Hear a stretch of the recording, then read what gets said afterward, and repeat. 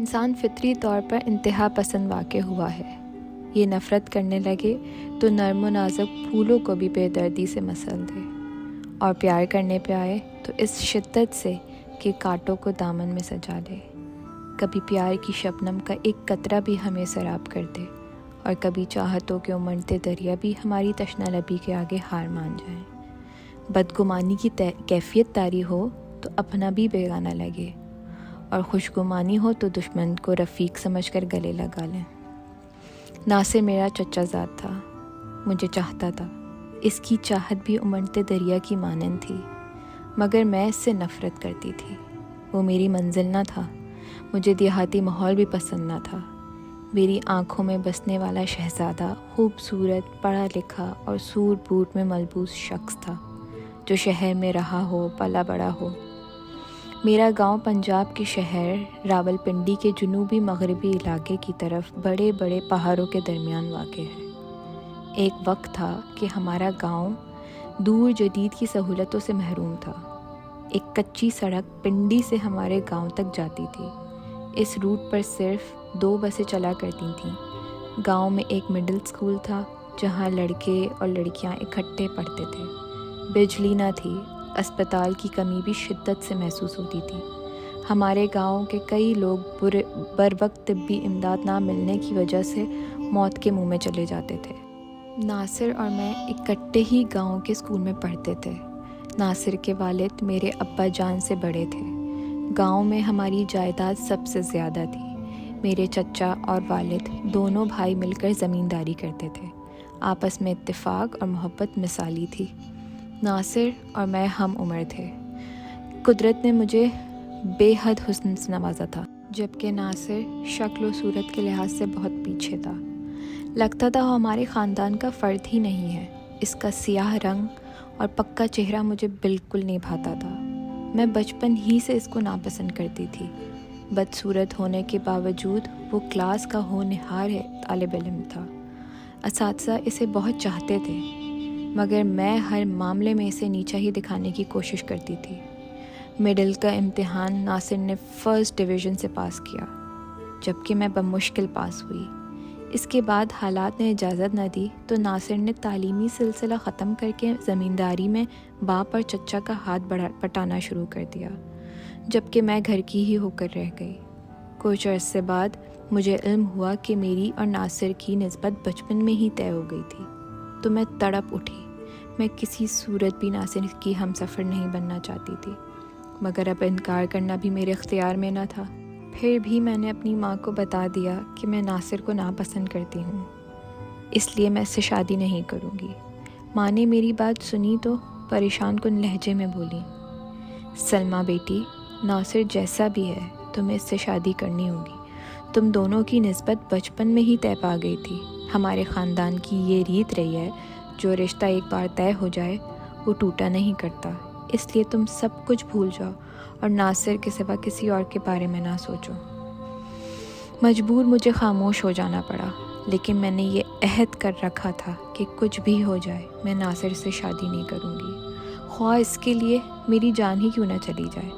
ناصر ہمارے گھر آتا رہتا تھا، مگر میں اس سے بات کرنا بھی گوارا نہیں کرتی تھی۔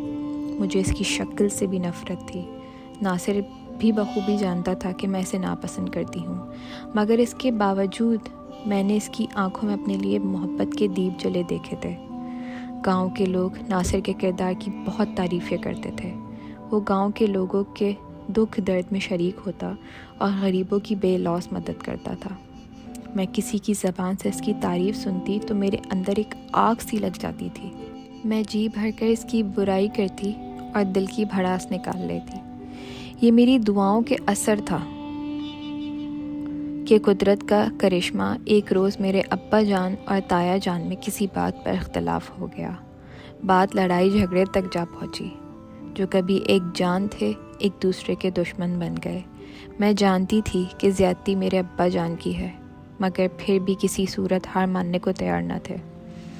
میرے لیے تو یہ جھگڑا زندگی کی نوید بن چکا تھا۔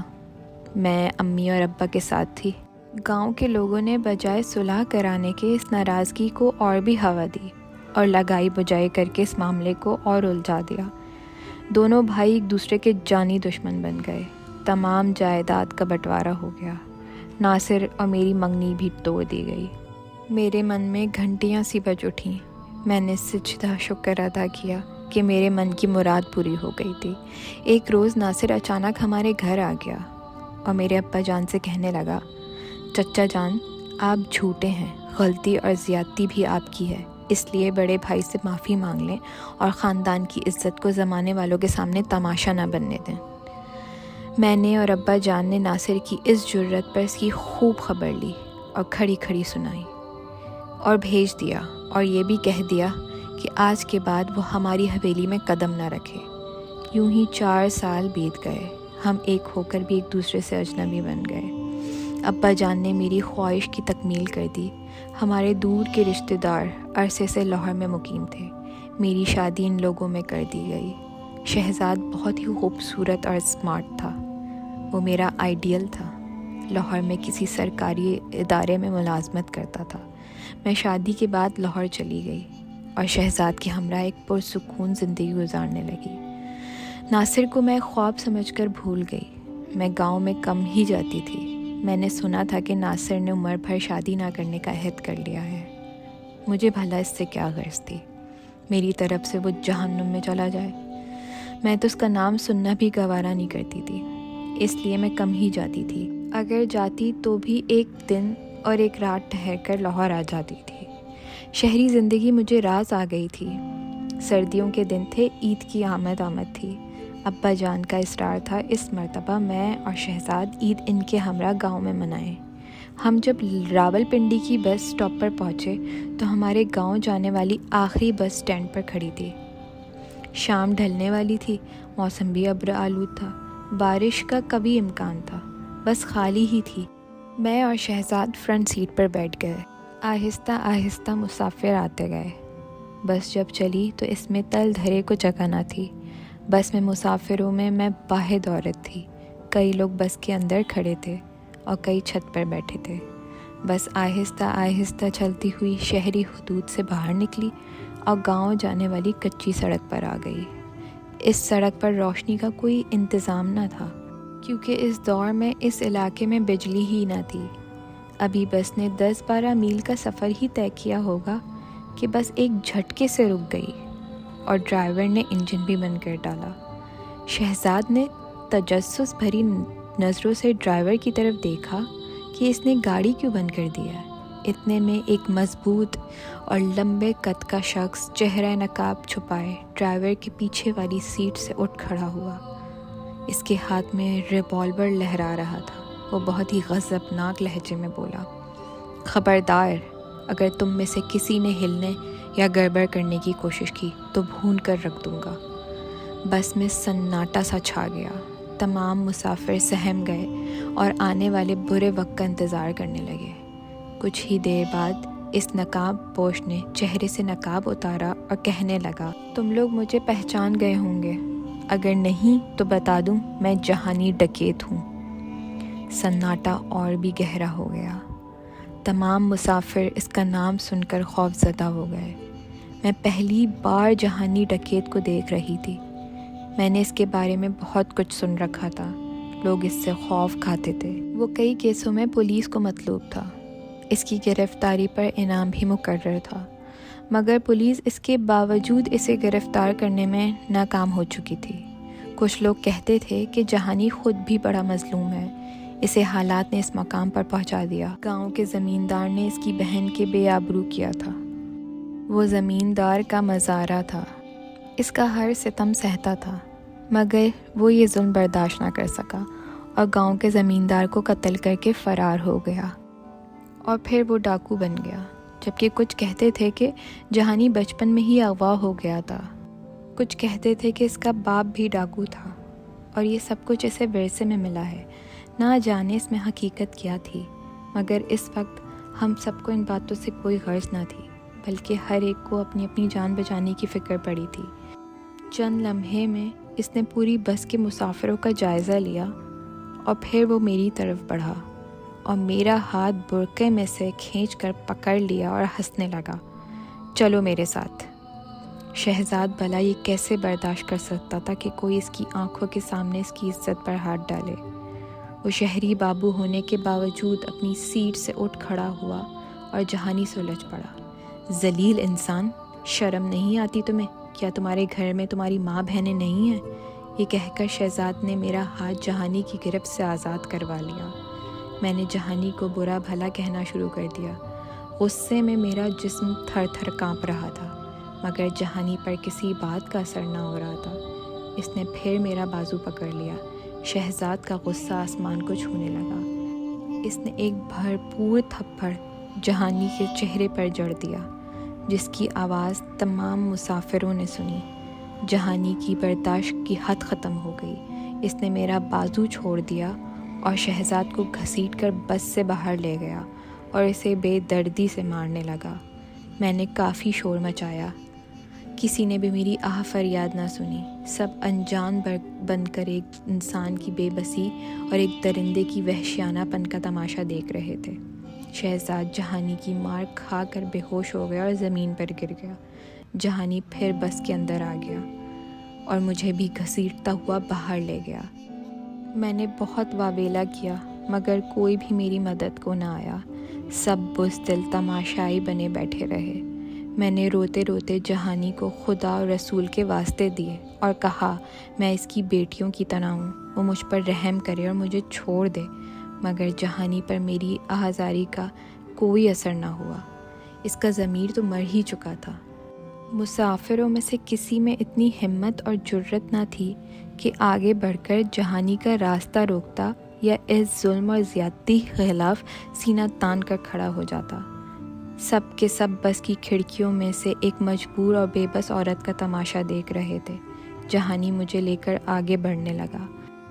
میں نے مزاحمت کی اور اسے روکنے لگی، مگر میری مزاحمت نے جہانی کے غصے کو اور ہوا دی۔ اس نے میرے شہزاد پر گولیاں برسا کر میری آنکھوں کے سامنے ہی سے مار ڈالا۔ میں لمحوں میں بیوہ ہو گئی۔ میں شہزاد کی لاش سے لپٹ کر رونا چاہتی تھی، مگر جہانی نے مجھے ایسا کرنے نہ دیا۔